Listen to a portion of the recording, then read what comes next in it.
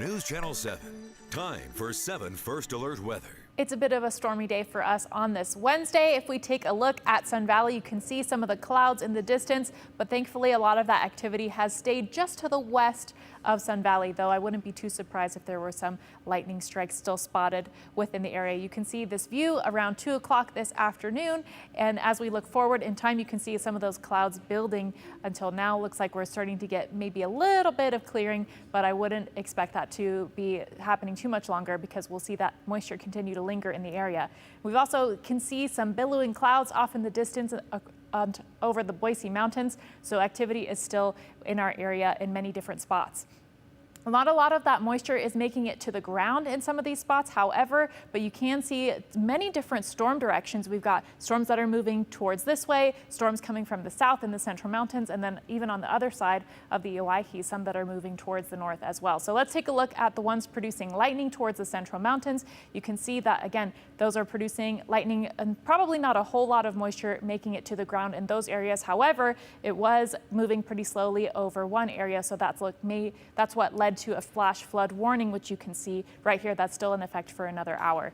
We do have several alerts that are in place. We've got a red flag warning. New today is that it includes areas west of Boise and eastern Oregon. So that's new today. We have seen the red flag warning in place in days before this. We've also still got an air quality alert in place for areas north of here. So here are some of the highlights before I dig too deep into the forecast. We still have storm chances continuing into tonight and tomorrow. We've got increasing smoke tomorrow as well, and you may see a slight decline in air quality on Thursday. So here's what that means for you. Tomorrow we're still going to see those gusty conditions, so probably still a good idea to leave those umbrellas down. And because we're going to see that increase in smoke tomorrow, may not be the best day for you to be outside depending on where you're at.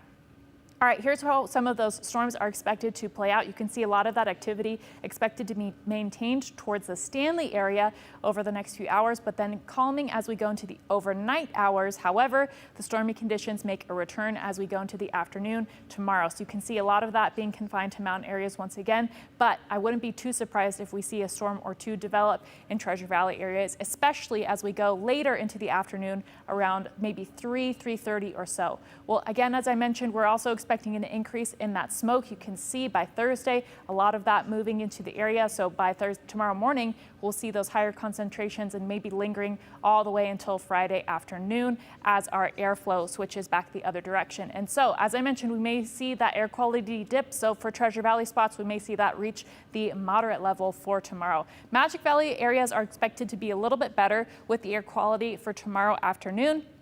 And so are the Central Mountains, and again, we'll be expecting those thunderstorm chances to be higher in the mountains. We may see some of those reach the McCall area, but a lot of those staying towards the Central Mountains. And for Treasure Valley spots, we're going to see those temperatures in the lower 90s with a high of 93 expected for tomorrow. But as I mentioned, we're going to see the stormy conditions, storm chances continue for Treasure Valley spots and some of the smoke for tomorrow. So storms and smoke.